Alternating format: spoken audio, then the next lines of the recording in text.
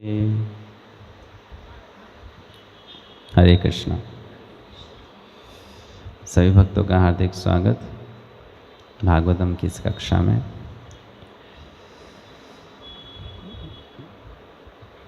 ये प्रसंग चल रहा है जिसमें भगवान स्वयं उद्धव और मैत्रेय ऋषि को ज्ञान प्रदान कर रहे हैं।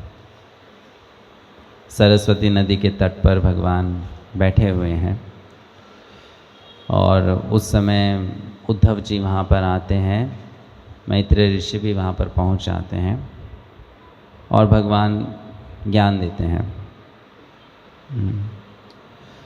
तो आपने सुना होगा, इस अध्याय की शुरुआत से वर्णन आता है कि उद्धव जी बोलते हैं कि भगवान ने तो उनका आदेश दे दिया था कि आप द्वारका छोड़कर चले जाइए हिमालय की ओर, है ना, क्योंकि यदुकुल का विनाश होने वाला था। तो भगवान ने कहा उद्धव जी को आप चले जाओ, लेकिन भगवान से विरह को वो, है ना, सह नहीं पाए, तो इसलिए वो भगवान के पीछे पीछे आ गए और उन्होंने देखा कि भगवान वहाँ पर प्रतीक्षा कर रहे थे। भगवान तुरंत गए नहीं अपने धाम पर, भगवान रुके क्योंकि भगवान मैत्रेय ऋषि को कुछ बताना चाहते थे और उद्धव को भी सिखाना चाहते थे। तो ये भूमिका है कि इस प्रकार ये यहाँ पर अभी हम पहुँचे हैं। तो यहाँ पर उद्धव जी कहते हैं कि जब मैंने पूर्ण पुरुषोत्तम भगवान से अपनी ये हार्दिक इच्छा व्यक्त की। क्या हार्दिक इच्छा थी उनकी, इससे पहले के श्लोकों में बताया गया है उनकी हार्दिक इच्छा क्या थी। तो वो पढ़ते हैं एक दो श्लोक कि उद्धव जी ने भगवान से क्या कहा या क्या इच्छा व्यक्त की। ठीक है, तो उद्धव जी ने कहा, ये श्लोक 14 से शुरू होता है। हे विदुर, जब मैं पूर्ण पुरुषोत्तम भगवान द्वारा इस प्रकार से प्रतिक्षण कृपा भाजन बना हुआ था और उनके द्वारा अतीव स्नेहपूर्वक संबोधित किया जा रहा था, तो मेरी वाणी रुककर आंसुओं के रूप में बह निकली और मेरे शरीर के रोम खड़े हो गए। अपने आंसू पोंछकर और दोनों हाथ जोड़कर मैं इस प्रकार भगवान को बोला, क्या?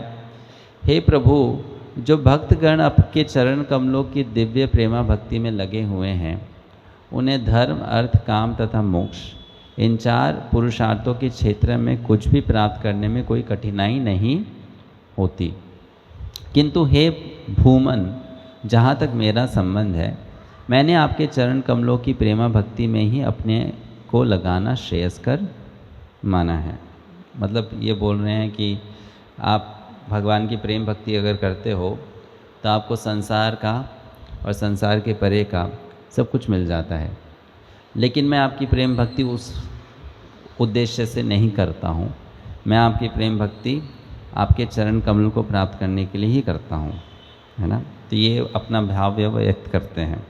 फिर वो आगे बोलते हैं, हे प्रभु, विद्वान मुनियों की बुद्धि भी विचलित हो उठती है जब वे देखते हैं कि आप समस्त इच्छाओं से मुक्त होते हुए भी सकाम कर्म में लगे रहते हैं, अजन्मा होकर भी जन्म लेते हैं, अजय काल के नियंता होते हुए भी शत्रु भय से पलायन करके दुर्ग में शरण लेते हैं, और अपनी आत्मा में रमण करते हुए भी आप अनेक स्त्रियों से घिरे रहकर गृहस्थ जीवन का आनंद लेते हैं। ठीक है, तब वो भगवान के चरित्र में जो विरोधाभासक गुण प्रतीत होते हैं उनका वर्णन कर रहे हैं कि आप हो तो दिव्य, लेकिन दिव्यता कभी कभी आपकी दिखती नहीं है। आप बिल्कुल सामान्य व्यक्ति की तरह व्यवहार करते हो, लेकिन आप हो दिव्य, है ना। तो ये उनका क्या हो गया, ये उनका ऑब्जर्वेशन हो गया, है कि नहीं। ये उनका ऑब्जर्वेशन है। उद्धव जी तो भगवान के साथ रहे हैं ना, ऐसा तो नहीं कि किताबी पढ़ा हुआ ज्ञान या सुना हुआ ज्ञान बांट रहे हो, नहीं। उन्होंने तो अपनी आंखों से भगवान को देखा है कि भगवान अपनी रानियों के साथ, भाई के साथ, माता पिता के साथ, मित्र के साथ, शत्रु के साथ कैसे व्यवहार करते थे, है ना। तो उद्धव जी ने तो ये अपनी आंखों से देखा है। तो वो बोल रहे हैं कि ऐसा प्रतीत होता है, विद्वान मुनि भी विचलित हो जाते हैं आपकी क्रियाओं को देखकर। तब प्रश्न ये उठता है हमारा कि अगर विद्वान लोग भी विचलित हो जाते हैं, उद्धव जी बोल रहे हैं बड़े बड़े ज्ञानी भी विचलित हो जाते हैं, तो अगर हम भगवान के धाम चले गए, अभी हमारी वर्तमान की जो सोच है या मानसिकता है या चेतना है, उसके साथ में अगर हम भगवान के धाम चले गए, हम लोग जाना चाहते हैं भगवान के धाम, है कि नहीं। तो भगवान ने आज ही हमें बुला लिया कि चलो आज ही आ जाओ, तो क्या गारंटी है कि हम भगवान के धाम में जाकर भगवान की क्रियाओं को समझ पाएंगे।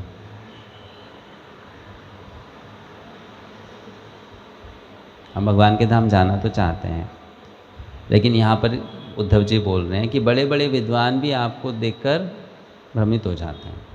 तो भगवान ने चलो एक दिन के लिए हमको बुला लिया, एक दिन आके देख लो मैं क्या करता हूँ। तो क्या गारंटी है कि हम सच में भगवान को उस समय समझ जाएंगे, या हम भगवान के चरणों में अपराध नहीं करेंगे। कोई गारंटी है? हाँ बताइए, चांस क्या है, ज़्यादा चांस क्या है कि वहाँ जाकर आप सच में इतने आनंद में हो जाओगे कि प्रभु ने दर्शन दे दिया, या फिर ऐसा हो जाएगा कि प्रभु जी ने दर्शन तो दे दिया प्रभु ने, लेकिन 2 मिनट बाद आप भगवान हो सच में,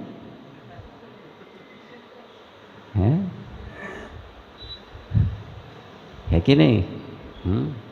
इसलिए तो गीता में कृष्ण ने कहा ना, जन्म कर्म च मे दिव्यम एवं यो वेत्ति तत्वतः त्यक्त्वा देहम पुनर्जन्म नैति मामेति सो अर्जुना। तो भगवान ने ये बात गीता में कही। लोग सोचते हैं हाँ हमको तो पता चल गया ना कृष्ण भगवान है, तो हम तो जान लिए उनका जन्म और कर्म दिव्य है, हम तो भगवत धाम जा रहे हैं।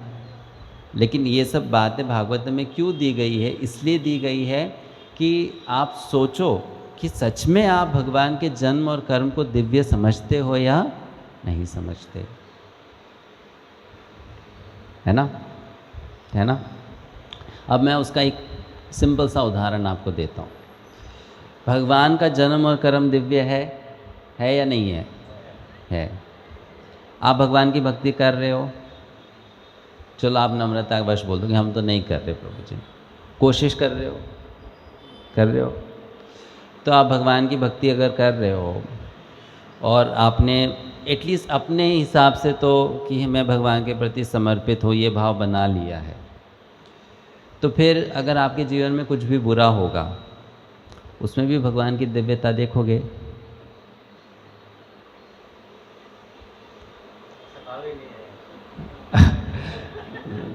अगर मेरे जीवन में कुछ बुरा होता है और मैं भगवान के प्रति शरणागत हूँ, तो वो तो बुरा होने का अनुमति भगवान ने दिया ना। भगवान के परमिशन के बिना तो कुछ हो नहीं सकता, तो वो बुरा होने का परमिशन तो भगवान ने दिया, उन्होंने तो ग्रीन सिग्नल दे दिया। तो उस ग्रीन सिग्नल में मुझे दिव्यता दिखेगी भगवान की? नहीं दिखेगी। इसका मतलब जन्म कर्म च मे दिव्यम हमने अभी तक समझा नहीं है, नहीं समझा, है कि नहीं।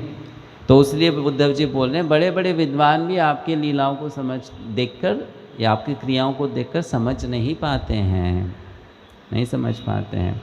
फिर आगे वो बोलते हैं नेक्स्ट श्लोक में, हे प्रभु आपकी नित्य आत्मा कभी भी काल के प्रभाव से विभाजित नहीं होती और आपके पूर्ण ज्ञान की कोई सीमा नहीं है। इस तरह आप अपने आप से परामर्श लेने में पर्याप्त सक्षम है ना। किंतु फिर भी आपने परामर्श के लिए मुझे बुलाया, मानो आप मोहग्रस्त हो गए हो।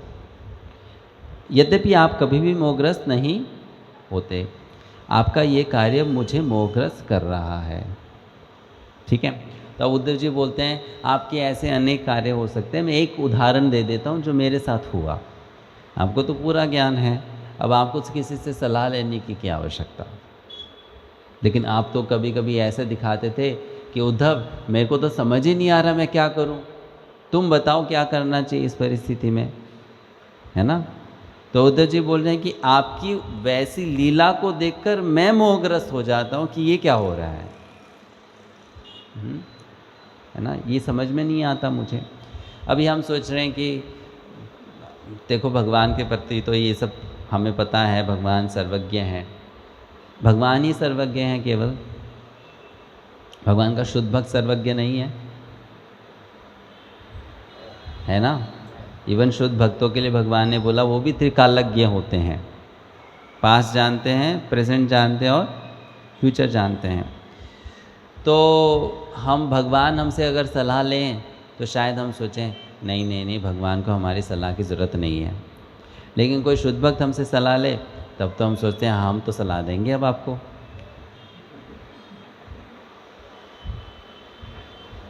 है ना। अभी हम तो सलाह देंगे आपको, हमसे पूछ रहे हो आप। तो उस समय हमारे मन में वो भाव क्यों आ जाता है? वो घनिष्ठता के कारण आता है। तो वैसे उद्धव जी बोल रहे हैं घनिष्ठता के कारण मेरे मन में भी कभी कभी आस जाता था कि मैं आपको सलाह दे दूँ, है ना। लेकिन वास्तविकता में तो ये है कि आपको सलाह की कोई आवश्यकता नहीं है कि नहीं। अभी जैसे उदाहरण ही आप आपको देते हैं, सड़क पे चलते हुए किसी व्यक्ति को आप सलाह नहीं दोगे, लेकिन वही व्यक्ति आपका रिश्तेदार होगा तो दे दोगे। कारण क्या है? केवल घनिष्ठता है ना, घनिष्ठता है, संबंध है, इसलिए, है कि नहीं। आप तब ये नहीं देखते हो कि वो कितना ज्ञानी है, कितना विद्वान है, वो सब नहीं देखते हो। तो उद्धव जी बोल रहे हैं उस घनिष्ठता के कारण मैं आपको सलाह दे देता हूँ, लेकिन वास्तविकता में तो आपको सलाह की आवश्यकता नहीं। तो आप मांगते क्यों हो, ये सोचने में मुझे थोड़ा सा मोहग्रस्त हो जाता हूँ, मैं भ्रमित हो जाता हूँ, है ना। तो वो बेसिकली आप भगवान को आगे ये बोलेंगे कि आप अपने इस दिव्य स्वभाव को थोड़ा मुझे समझाइए कि आपका स्वभाव क्या है, दिव्य स्वभाव, और आप इस प्रकार की लीलाएं क्यों करते हो।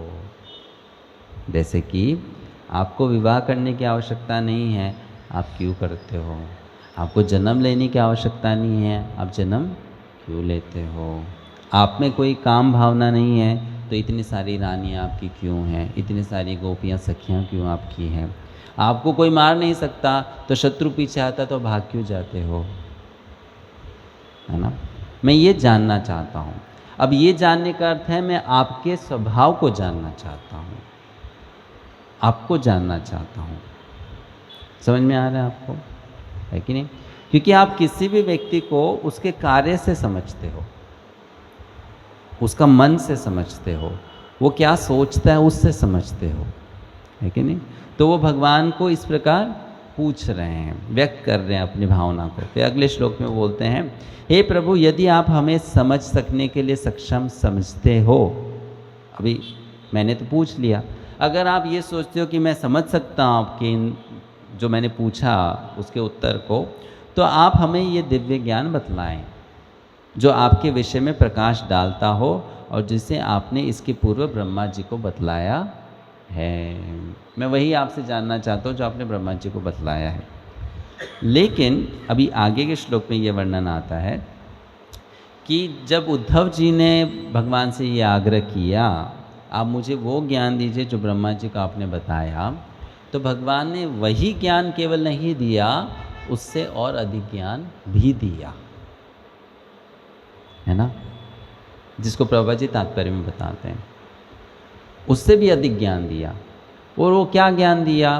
ब्रह्मा जी को भगवान ने केवल 4 श्लोक जो चतुश्लोकी भागवत में वो सुनाया।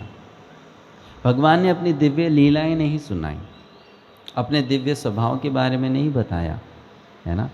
लेकिन उद्धव जी को अभी वो जैसे प्रभुपाद जी तात्पर्य में बोल रहे हैं कि भगवान ने अपनी दिव्य स्थिति के विषय में उपदेश प्रदान किया, है ना। तो प्रभुपाद जी तात्पर्य में लिखते हैं ये ज्ञान केवल उन लोगों के लिए है जो भगवान के प्रेमा भक्ति में लगे हों, उनके लिए नहीं जिनकी भक्ति में ज्ञान और कर्म का मिश्र हो, उनके लिए ज्ञान नहीं है। ठीक है। तो इससे अब एक अन्य विषय उठता है, वो ये जैसे मैं आपसे एक प्रश्न पूछता हूँ, भगवान ने भगवत गीता कुरुक्षेत्र की युद्ध भूमि में सुनाई, किसको सुनाई? वैसे अभी प्रभुपाद जी बोलते हैं भगवान ने गीता कही तो बहुत लोगों ने सुना होगा, लेकिन मेन पर्सनालिटी जिसके लिए गीता कही वो अर्जुन था, है कि नहीं? अब मेरा आपसे एक क्वेश्चन है, थोड़ा सोच समझ के उत्तर दीजिएगा कि अगर अर्जुन की जगह युधिष्ठिर होते, अर्जुन की जगह युधिष्ठिर होते तो भगवान गीता का ज्ञान युधिष्ठिर को बिल्कुल वैसा ही देते जैसे अर्जुन को दिए।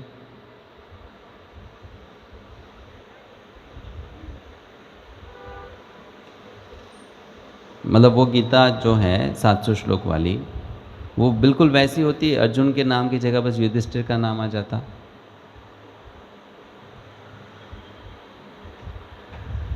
अगर युधिष्ठिर को दिए होते तो बिल्कुल वैसा का वैसा बोलते, बस अर्जुन का नाम बदल दिया जाता, वहाँ पे युधिष्ठिर का नाम आ जाता।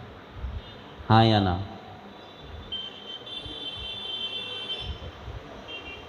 क्यों ना? गीता का तो ज्ञान वही है ना, क्यों ना? तो युधिष्ठिर भक्त नहीं है?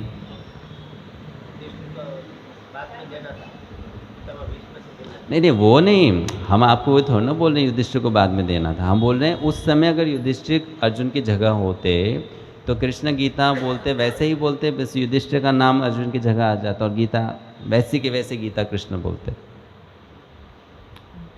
अभी बोलेंगे नहीं, तो हमारा प्रश्न है क्यों नहीं?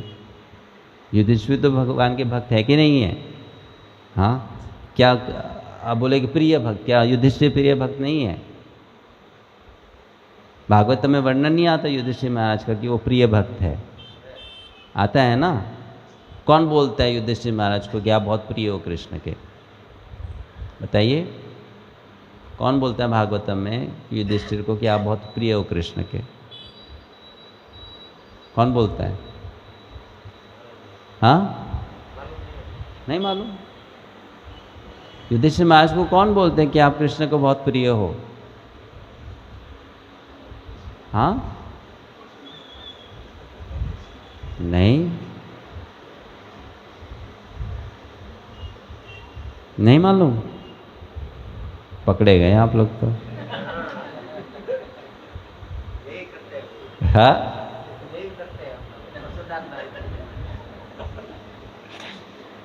नारद मुनि बोलते हैं। हाँ, नारद मुनि युधिष्ठिर महाराज को बोलते हैं कृष्णा आपको इतना मानते हैं कि अपना द्वारका छोड़ के आपके साथ रहते हैं, आपके कभी दूत बनते हैं, कभी दोस्त बनते हैं, है ना? जब युधिष्ठिर महाराज को नारद मुनि ने प्रहलाद महाराज की कथा सुनाई तब युधिष्ठिर ने कहा प्रहलाद इतने महान भक्त हैं, तो नारद बोले अरे प्रहलाद से तो आप ज़्यादा महान हो, कृष्ण आपके पीछे पीछे आते हैं, है कि नहीं? तो हम नहीं बोल सकते युधिष्ठिर प्रिय भक्त नहीं है। तो हमारा प्रश्न है क्या गीता बिल्कुल वही होती, सिद्धांत वही होता, लेकिन जो डिटेल्स है वो नहीं होती। क्यों? क्योंकि युधिष्ठिर भगवान का भक्त है, लेकिन उसका अपना एक भाव भी तो है कि नहीं? है ना? उसका अपना भी तो एक भाव है ना। अब भगवान ने गीता केवल अर्जुन को सुनाई है या फिर गीता किसी और को भी सुनाया है कभी? हाँ, उद्धव जी को भी सुनाया है गीता, लेकिन वो गीता और जो भगवत गीता उसके श्लोक तो एकदम मैच नहीं करते हैं, है कि नहीं? मैच नहीं करते हैं ना। उद्धव गीता 11वें स्कंद में आती है ना? और उसमें श्लोक भगवत गीता के श्लोक से भी ज़्यादा है। और उद्धव गीता में जो गीता में भगवान ने ज्ञान दिया है उसी ज्ञान को और गहराई से दिया है उद्धव गीता में, है कि नहीं? आपको पता है ना उद्धव गीता, है ना? और आप ये भी जानते होंगे कि गीता में भगवान ने अर्जुन को क्या कहा? संन्यास ले लो। गीता सुनाने के बाद में क्या कहा? क्या कहा? अर्जुन को संन्यास लेने के लिए, युद्ध करने के लिए कहा। उद्धव जी को गीता सुनाने के बाद क्या बोला? उद्धव जी को गीता सुनाए उसके बाद क्या बोला? संन्यास ले लो। तो दोनों को गीता सुनाया, लेकिन गीता सेम नहीं थी। इसका मतलब क्या है? इसका हम क्या अर्थ निकालते हैं? अच्छा, युधिष्ठिर की जगह दुर्योधन होता और भगवान उसको गीता सुनाते, तो गीता सेम होती? नहीं होती ना, नहीं होती ना। इसका मतलब क्या है कि वक्ता या फिर गुरु या इवन भगवान आपको ज्ञान देते हैं तो आपकी पात्रता के अनुसार देते हैं, है ना। यहाँ पर पात्रता का विषय आ रहा है। उद्धव जी बोल रहे हैं कि आप मुझे वही ज्ञान दीजिए जो ब्रह्मा जी को दिया था, लेकिन फिर वो बाद में बोल रहे हैं भगवान ने मुझे वो ज्ञान भी दिया जो ब्रह्मा जी को नहीं दिया। और प्रभा जी तात्पर्य में बोलते हैं क्यों? क्योंकि जो ये भगवान ज्ञान दे रहे हैं ये केवल शुद्ध भक्तों के लिए है, ये मिश्रित भक्तों के लिए भी नहीं है। ठीक है, तो इससे हमारे लिए क्या शिक्षा बनती है? हमारे लिए इससे ये शिक्षा बनती है कि अगर हम गीता समझना चाहते हैं, हम भागवतम समझना चाहते हैं, हम चैतन्य चरित्रामृत समझना चाहते हैं, हम भगवान की लीलाओं को समझना चाहते हैं, तो उसके लिए हमें अपने आप को योग्य भी बनाना पड़ेगा, है ना। पात्रता लानी पड़ेगी। फिर वो पात्रता आएगी तो वो समझ में भी आएगा, वो पात्रता आ जाएगी तो रसास्वादन भी होगा, वो पात्रता आएगी तो भगवान की एक एक लीला अद्भुत भी लगेगी, है ना।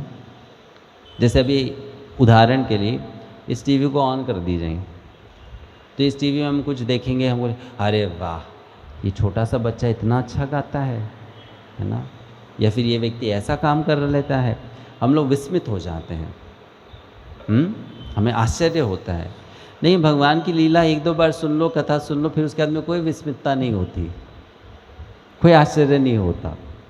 क्यों नहीं होता?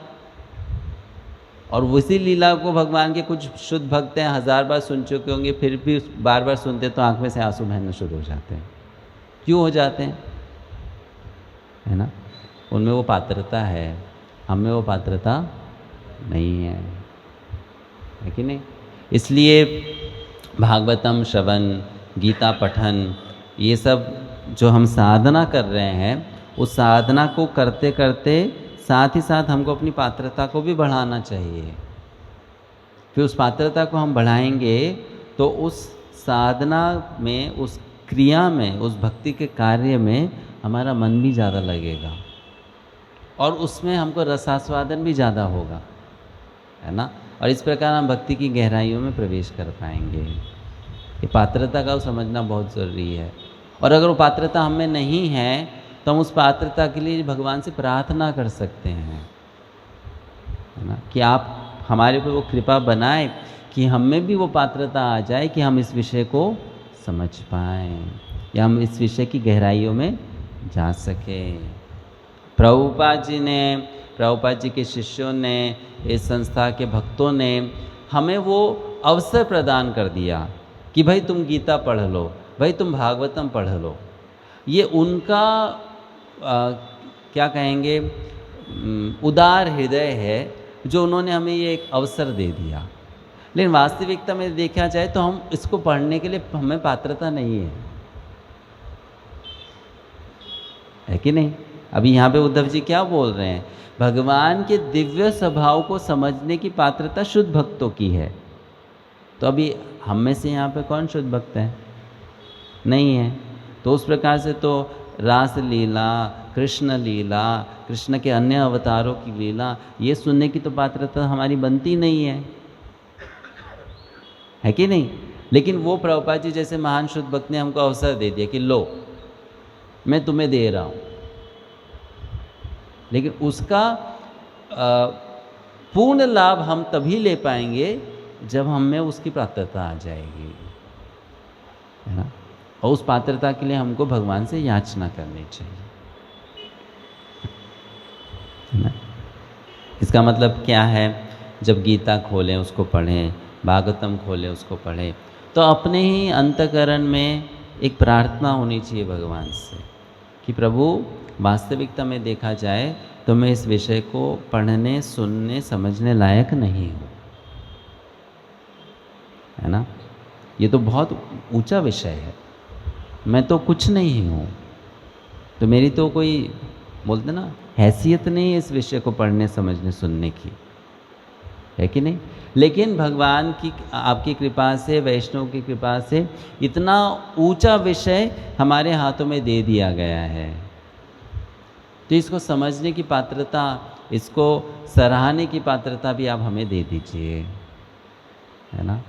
उस भाव से फिर हम गीता पढ़ेंगे, भागवतम पढ़ेंगे, आप देखना उसका एक अलग ही रसास्वादन होगा, एक अलग ही मधुरता आएगी, कुछ सीखने को भी मिलेगा, और जो हृदय है उसका भक्ति की भावना से पोषण भी होगा, है ना। वो बात समझना बहुत ज़रूरी है। इसी के साथ यहीं पे समाप्त करेंगे। कोई प्रश्न तो आप पूछ सकते। हरे कृष्ण। पता है सबको, अपना विज्ञान दिया, भगवान की इच्छा से हो रहा है। हमारे मान लो कोई दुखद घटना हमारे साथ हो गई, वो भगवान की इच्छा से ज्ञान है, अप्लाई नहीं होता, ज्ञान है वो अप्लाई होता नहीं। अप्लाई करने के लिए क्या करना? बात अच्छा प्रश्न है प्रभु जी। प्रभु जी कह रहे हैं कि आपने कहा कुछ हमारे साथ में दुर्घटना हो जाती है, जैसा हम चाहते वैसा जीवन में होता नहीं है, तो उसमें हमें भगवान की इच्छा मानकर उसको स्वीकार करना चाहिए, दिव्यता देखनी चाहिए। तो ये ज्ञान तो है, सुना भी है, पढ़ा भी है, लेकिन जब उस समय अप्लाई करने की बात आती तो अप्लाई नहीं होता है कि नहीं। तो ये है, तो वो अप्लाई इसलिए नहीं होता है क्योंकि वो ज्ञान विज्ञान में परिवर्तित नहीं हुआ, और वो विज्ञान में परिवर्तित कैसे होगा? अनुभव से होगा, है ना। वो अनुभव कैसे बनेगा? अभी मैं भक्ति में आया, मेरे साथ में कुछ बुरा हो गया, मुझे समझ में नहीं आया कि मेरे साथ में बुरा क्यों हुआ, लेकिन मैं अगर 2 साल बाद उस घटना का स्मरण करूं और फिर मैं सोचूं कि मेरे साथ बुरा हुआ, लेकिन वास्तविकता में देखा जाए तो ये भगवान की मेरे ऊपर कृपा थी, क्योंकि उस चीज़ के कारण मेरे साथ में ये अच्छा भी हुआ, भक्ति में ये मेरे लिए बहुत बड़ा एक सहयोग का कारण बन गया, है ना। तो ऐसे जब आप जीवन में घटी घटनाओं के ऊपर चिंतन करते हो और जो हुआ है उसमें अपने ही अनुभव से भगवान की कृपा देखना शुरू करते हो, तो एक अच्छा अनुभव, दूसरा अच्छा अनुभव, तीसरा अच्छा अनुभव, चौथा अच्छा अनुभव आपकी उस श्रद्धा को और बढ़ाते जाता है। फिर वो एक ठोस विश्वास हो जाता है कि अगली बार भी कुछ मेरे साथ में बुरा होगा तो उसमें भगवान की कुछ कृपा ही होगी, है ना। तो अनुभव से जो थियोरेटिकल नॉलेज है वो प्रैक्टिकल नॉलेज बन जाता है अनुभव से, है ना। लेकिन वो अनुभव कब होता है? जब आप उस अनुभव को बहुत ही सचेत रूप से या सजग रूप से समझते हो, है ना। इससे अनुभव से व्यक्ति को साक्षात्कार होता है, तो अनुभव समय के साथ होता है कि नहीं। अभी आप अगर भक्ति में 2 साल पुराने हैं तो आपका 2 साल का अनुभव है, तो आपकी श्रद्धा वैसी है।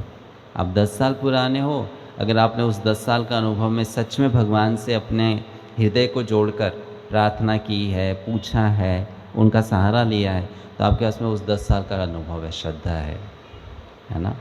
40 साल से हो तो फिर 40 साल का है। अब जिनका वो बढ़ते जाता है तो धीरे धीरे फिर वो स्वभाव ही हो जाता है कि कुछ भी हो रहा है भगवान की कृपा ही है, कुछ भी हो रहा है भगवान की कृपा ही है। तो वो हमको धीरे धीरे अपने मन को वैसा बनाना होगा, सिखाना होगा अपने आप को, है ना। उसको बोलते हैं, इंग्लिश में बोलते हैं प्रोग्रामिंग योरसेल्फ, मतलब अपनी सोच को वैसे बनाने की खुद ही कोशिश करो। समझ रहे हैं, है ना, कि मेरा मन ऐसे सोचता है वो ऐसा क्यों सोचता है? क्योंकि मैंने अपने मन को वैसा बनाया है। तो अगर मैं भगवान की कृपा हर चीज़ में देखना चाहता हूँ तो मुझे अपने मन को वैसा बनाना होगा, और मैं जब वैसा करूँगा तो समय के साथ में मुझे हर चीज़ में भगवान की कृपा दिखना भी शुरू हो जाएगी। समझ में आ रहा है आपको? है ना? आ रहा है ना? तो वैसा प्रयास करना होगा, उसके लिए आपको मेंटल एफर्ट्स डालने होंगे। और उसके लिए क्या ज़रूरी है? जो हम बहुत कम करते हैं, जो हर भक्त को करना चाहिए। हम जब करते हैं बहुत अच्छी बात है, हम श्रवण कीर्तन करते हैं बहुत अच्छी बात है, हम साधु संग करते हैं बहुत अच्छी बात है, हम सेवा करते हैं वो भी बहुत अच्छी बात है।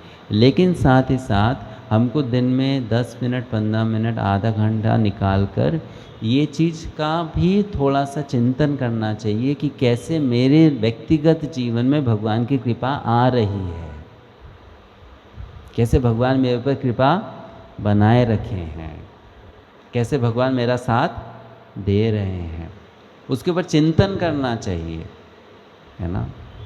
तो वो चिंतन करने से क्या होगा? आपकी उस पे श्रद्धा बढ़ेगी।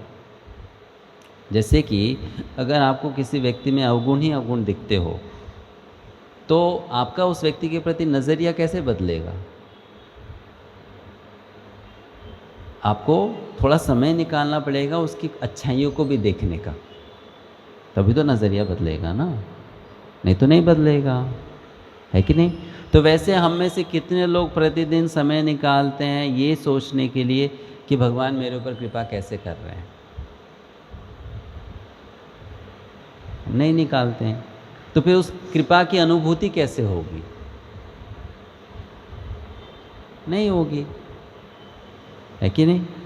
हाँ, अभी मैं आपसे बोलूं कि प्रभु जी आपके गुरु महाराज आपसे बहुत प्यार करते हैं, या माता जी आपके गुरु महाराज आपसे बहुत प्रेम करते हैं, प्यार करते हैं, ये चीज़ मेरे बोलने से आपको अनुभूति हो जाएगी? नहीं, जब आप खुद स्मरण करोगे, हाँ देखो गुरु महाराज ने हमको उस प्रकार उस समय सहायता की थी, उस समय इस प्रकार हमको समझाया था, हमने गलती की तो ऐसा हमको डांटा था, तब तो होगा ना। अपने अनुभव से उस चीज़ को आप फील करोगे ना, है कि नहीं? तब वो भावना आएगी, हाँ सच में गुरु महाराज तो हमसे बहुत प्रेम करते हैं। तो वैसे भगवान की कृपा के बारे में चिंतन करना चाहिए हर एक भक्त को कि मेरे जीवन में भगवान की कृपा कैसे हो रही है। ठीक है प्रभु जी? इससे धीरे धीरे धीरे क्या होगा? फिर वही हमारी सोच हो जाएगी कि जो हो रहा है भगवान की कृपा से हो रहा है ना? फिर वैसा स्वभाव बन जाएगा।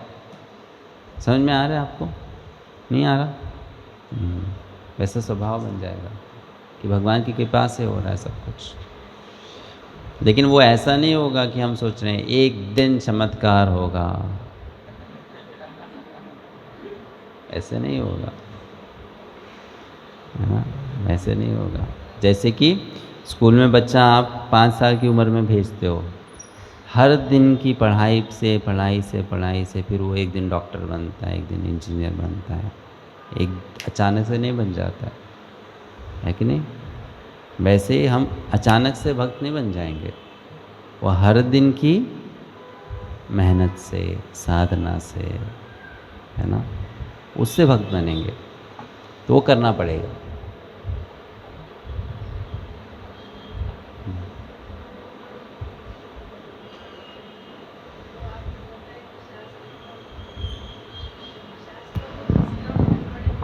शास्त्र को पढ़ना चाहिए। अगर शास्त्र पढ़ने हैं जैसे भगवद गीता या भागवतम कुछ, हाँ, उसको किस क्रम में पढ़े? मतलब पहले भगवद गीता, कोई बोलते हैं कि पहले चैतन्य चरितमृत पढ़ो, कोई बोलते हैं भागवतम पढ़ो। तो देखिए माता जी, चातुर्मास कोई आ क्या रहा है तो बोलते हैं उसको थोड़ा हम साइड रखेंगे, ठीक है? प्रभुपाद जी बोलते हैं पहले गीता पढ़िए, फिर भागवतम पढ़िए, फिर चैतन्य चरितमृत पढ़िए, है ना? अब प्रभुपाद जी ऐसा क्यों बोलते हैं? क्योंकि आप क्लास 1 की बुक पहले पढ़ोगे, फिर क्लास 5 की पढ़ोगे, फिर क्लास 10 की पढ़ोगे, स्वाभाविक सी बात है कि नहीं? तो गीता शुरुआती ज्ञान है, भागवतम उसके ऊपर आधारित है, और चैतन्य चरितामृत उसके ऊपर आधारित है। तो इसलिए क्रम तो वही है ना। अब ऐसा हो सकता है कि किसी व्यक्ति को, किसी भक्त को भागवतम से कुछ ज़्यादा विशेष लगाव हो गया हो, या चैतन्य चरितामृत से कुछ ज़्यादा विशेष लगाव हो गया हो, अब उसका वही पढ़ने का मन करता है, तो ठीक है, उसमें कुछ गलत नहीं है ना। लेकिन अगर जब आप अध्ययन की बात करते हो तो अध्ययन का एक क्रम है, और वो क्रम शुरू से शुरू होना चाहिए। ठीक है, प्रभुपाद जी ने खुद एक लेक्चर में बोला है, अगर तुम गीता नहीं समझते हो तुम भागवतम समझ ही नहीं सकते, संभव ही नहीं है। प्रभुपाद जी स्वयं एक प्रवचन में बोले हैं, है ना। क्योंकि तो ये तो बात सच है ना, अगर मुझे क ख ग नहीं बोलना आता तो मैं कविता कैसे लिख दूंगा या कविता कैसे समझ लूँगा, संभव ही नहीं होगा ना, है कि नहीं। तो वैसे भागवतम को समझने का आधार है गीता, और चैतन्य चरितामृत को समझने का आधार है भागवतम। तो हम उसको नहीं समझेंगे तो इसको कैसे समझ लेंगे।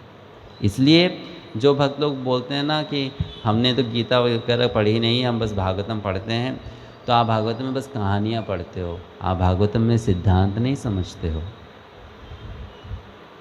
है ना। आप बस कहानियाँ पढ़ते हो। लेकिन अगर सच में भागवतम के प्रत्येक श्लोक का रस आस्वादन करना है, उसको अच्छे से समझना है, तो गीता का ज्ञान होना बहुत ज़रूरी है ना। इसलिए क्रम तो वही है, गीता पढ़िए अच्छे से, भागवतम पढ़िए, फिर चैतन्य चरितामृत पढ़िए। जब अध्ययन की बात आती है, ऐसे है कि मुझे अपने मन को भगवान में लगाना है, थोड़ा सा कुछ पढ़ लेना है, तो उसके हिसाब से तो आप कुछ भी पढ़ लीजिए, है ना। दो प्रकार का पढ़ना होता है, एक होता है जिसको बोलते हैं अध्ययन करना, और दूसरा होता है चलो आधा घंटा मेरे पास में फ्री टाइम है, मन इधर उधर भटक रहा है, भगवान के बारे में थोड़ा सा पढ़ लेते हैं। फिर तो आप कोई से भी पुस्तक लेके कहीं से भी पढ़ लीजिए, है ना, उसमें कोई क्रम नहीं है कि नहीं। जो अच्छा लगा वो पढ़ लिया। अभी गोवर्धन पूजा आ रही तो गोवर्धन पूजा के बारे में पढ़ लिया, अभी महाप्रभु का जन्मदिन आ रहा है, गौर पूर्णिमा, तो महाप्रभु के बारे में पढ़ लिया, है कि नहीं, है ना। आज सोते समय चलो आज मुझे ना महाप्रभु दक्षिण भारत गए थे, उसके बारे में कुछ पढ़ने का मन कर रहा है, तो वहाँ से पढ़ लिया। वो पढ़ना अपनी जगह सही है, और आप कुछ भी पढ़ सकते हो, है कि नहीं। लेकिन जब अध्ययन की बात आती है तो क्रम से करना अच्छा है, वो सही है। ठीक है माता जी।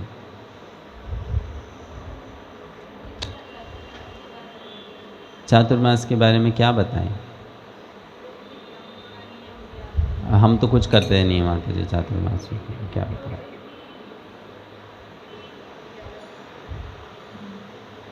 हम तो कुछ नहीं करते ऐसा विशेष चातुर्मास में। हम ही नहीं करते तो आपको क्या बताएं? हम नहीं करते ऐसा कुछ चातुर्मास में विशेष।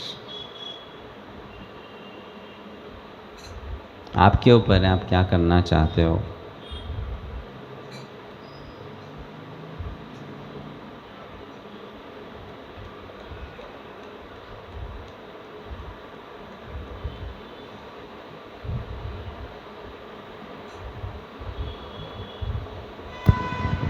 हो गया ना। महामंत्र से आभार व्यक्त करेंगे। हरे कृष्णा कृष्णा कृष्णा हरे हरे, हरे राम राम राम हरे हरे। आज અમારે દિનેશ પ્રભુનું ઘર સ્થાન મળ્યું છે, ભાગવતમ કથાનું રસપાન કરવા માટે આજ આપણે બાપા સીતારામ મટુલીએ પ્રોગ્રામ કેન્સલ રહ્યો છે, તો પ્રભુજીનો પણ આભાર વ્યક્ત કરીશું મહામંત્રથી। હરે કૃષ્ણા કૃષ્ણા કૃષ્ણા હરે હરે, હરે રામ રામ રામ હરે હરે। આગળનો પ્રોગ્રામ મંગળવારે બાપા સીતારામે જ રહેશે, તો જે ભક્તો ન આવતા હોય એની નોંધ લ્યો। અને હર મંગળવારે બાપા સીતારામ 9 થી 10:30 પ્રોગ્રામ રહેશે, તો બધા ભક્તો ત્યાં પધારો।